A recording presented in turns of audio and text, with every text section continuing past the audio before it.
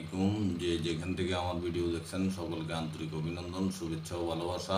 আমি মোহাম্মদ শিব্বির আহমেদ, চ্যানেল বাংলা 78 থেকে বলছি। নয়া দিগন্তের একটি রিপোর্ট, অন্তর্বর্তী সরকারের দুটি ডেডলাইন নিয়ে এগোচ্ছে নির্বাচন কমিশন সিইসি। খবরে বলা হয়, প্রধান নির্বাচন কমিশনার এম নাসিরউদ্দিন বলেছেন, জাতীয় নির্বাচন নিয়ে অন্তর্বর্তী সরকারের দুটি ডেডলাইন নিয়ে এগোচ্ছে নির্বাচন কমিশন। ডিসেম্বরের মধ্যে নির্বাচন অথবা ঐক্যমত্যের ভিত্তিতে বড় ধরনের সংস্কার হলে জুনের মধ্যে নির্বাচন।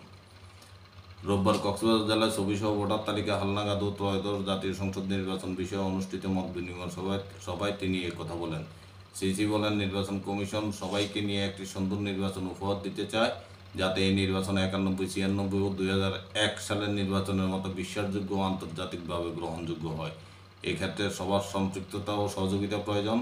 আগে জাতীয় সংসদ নির্বাচন নাকি স্থানীয় সরকার নির্বাচন? সাংবাদিকদের এমন প্রশ্নের জবাবে নির্বাচন কমিশনার এম নাসিরউদ্দিন বলেন, রাজনৈতিক দলগুলোর এই বিতর্কে আমরা যেতে চাই না। আপাতত নির্বাচন কমিশনের প্রথম লক্ষ্য হচ্ছে একটি নির্ভুল ভোটার তালিকা হালনাগাদ করা। বিদ্যমান তালিকায় 16 লাখ মৃত ভোটার আছে, তাদের বাদ দিতে হবে। এছাড়াও নতুন ভোটার সংখ্যা বাড়বে, তাদের যুক্ত করতে হবে। আগামী নির্বাচনের জন্য চূড়ান্ত ভোটার তালিকা জুন নাগাদ পাওয়া যাবে বলে তিনি আশাবাদ ব্যক্ত করেন। তিনি বলেন, বর্তমান প্রশাসনে যারা পক্ষপাতহীন নির্বাচনের দায়িত্ব পালন করবেন, তাদের উপরে নির্বাচন কমিশন আস্থা রাখতে চায়। নির্বাচন কমিশন কোনো অন্যায়, চাপ ও অন্যায় সিদ্ধান্ত দেবেও না, মেনেও নেবে না। এ সময় নির্বাচনের দায়িত্বে নিয়োজিতদের আইন অনুযায়ী কাজ করার নির্দেশনা ও পাশে থাকার প্রতিশ্রুতি দেন তিনি।